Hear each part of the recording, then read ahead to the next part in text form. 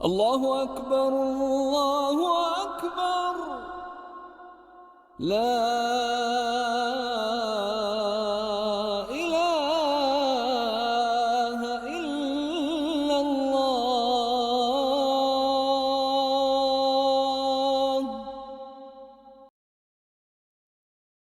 আসসালামু আলাইকুম।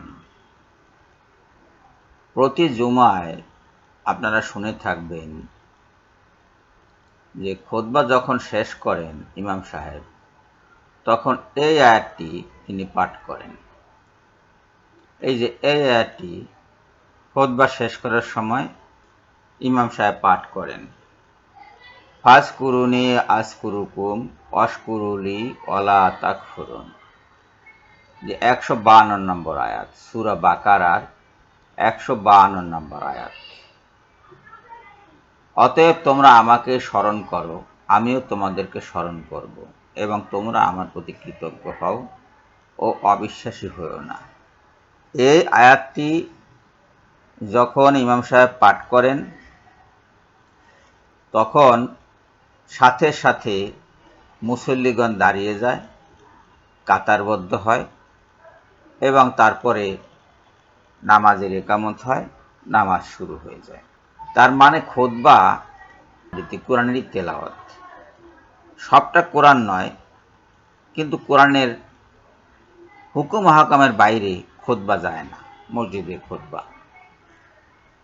কাজে যেসব আহলে কোরআন বলে থাকে যে মসজিদে শিরক হয়, কুফরি হয়, কোরআন মানা হয় না, ইত্যাদি ইত্যাদি অভিযোগ করে থাকে, তারা আসলে নামাজ না পড়ার জন্য একটা ফন্দি করছে, ভণ্ড, প্রতারক, প্রতারণা করছে। স্পষ্টত এই আয়াত দিয়ে শেষ করে খুতবা ইমাম সাহেব নামাজের জন্য মুসল্লিদের সামনে দাঁড়িয়ে যান, মুসল্লিরা তার পিছনে দাঁড়িয়ে নামাজ আদায় করেন, জুমার নামাজ। এর মাঝে কোরআনকে অমান্য করার কোনো ব্যাপার নাই, কোরআনকে মানে সবাই, এবং আল্লাহ পাকে নির্দেশ দিচ্ছেন যে তোমরা আমাকে স্মরণ করো, আমিও তোমাদেরকে স্মরণ করব। না, স্মরণ করা অর্থে যেসব জায়গায় জিক্রিল্লাহ আছে, কোরআনের যেসব আয়াতে জিক্রিল্লাহ কথাটি আছে, সেই সব আয়াতে আল্লাহর স্মরণ বলতে প্রধানত নামাজকে বোঝানো হয়ে থাকে। অন্যান্যভাবেও আল্লাহর জিকির করা যায়, আল্লাহর নামের জিকির করা যায়, অন্য নাম নিয়ে জিকির করা যায়, সেটা ভিন্ন ব্যাপার। কিন্তু প্রধানত আল্লাহকে স্মরণ বলতে মুসলমানরা নামাজকে বুঝে থাকে। এখানে একটি পাদটীকা আছে এক। এই পাদটীকায় একটি হাদিস আছে। এখানে এই হাদিসটি এই আবু হুরায়রা রাদিয়াল্লাহু তাআলা আনহু থেকে বর্ণিত। তিনি বলেন, নবী সাল্লাল্লাহু আলাইহি সাল্লাম বলেছেন, আল্লাহ তাআলা বলেন, আমার সম্পর্কে আমার বান্দা যেরূপ ধারণা পোষণ করে আমি অনুরূপ, এবং সে যখন আমাকে স্মরণ করে তার সাথে থাকে, আমি তার সাথে থাকি।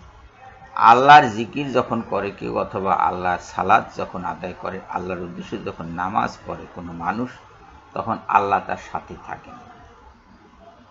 এই যে সে যখন, বান্দা যখন আল্লাহকে স্মরণ করে, তখন আল্লাহ তার সাথে থাকেন। যখন সে আমাকে মনে মনে স্মরণ করে, আমিও তাকে মনে মনে স্মরণ করি। আর যদি সে জামাতবদ্ধভাবে আমাকে স্মরণ করে, তাহলে আমি এর চেয়ে উত্তম জামাতে স্মরণ করে থাকি, যা তার জামাত থেকে উত্তম। এই যে জামাতে স্মরণ করা, জামাতবদ্ধ স্মরণ করা মানে হলো নামাজ আদায় করা, নামাজ আদায় করা। কাজেই মসজিদে গিয়ে যে নামাজ পড়া, এটা কোনো শিরকের বিষয় নয়। যারা এটাকে শিরক মনে করছে তারাই মুশরিক, তারাই কুফরি করছে। আর সে যদি আমার দিকে এক বিঘত এগিয়ে আসে, অর্থাৎ বান্দা যদি আল্লাহর দিকে এক বিঘত এগিয়ে আসে, তাহলে আমি তার দিকে এক হাত এগিয়ে যাই। আর সে যদি আমার দিকে এক হাত এগিয়ে আসে, তাহলে আমি তার দিকে 1 গজ পরিমাণ অগ্রসর হই। আর বান্দা যদি আমার দিকে হেঁটে হেঁটে অগ্রসর হয়, তাহলে আমি তার দিকে দৌড়ে দৌড়ে অগ্রসর হই। বুখারী হাদিস নম্বর ৭৪০৫। তো আপনারা যারা মসজিদে যান, তারা নিশ্চয়ই এই আয়াতটি শুনে থাকবেন। আপনাদের হয়তো অনেকেরই জানা ছিল না যে এটি কোন আয়াত, যে ইমাম সাহেব খুতবা শেষ করেন যে আয়াতটি দিয়ে সেটি কোন আয়াত। এখানে আজকে আপনারা জানলেন যে এটি সূরা বাকারার 152 নম্বর আয়াত। সবাইকে ধন্যবাদ জানিয়ে এখনকার মতো শেষ করছি। আল্লাহ হাফেজ।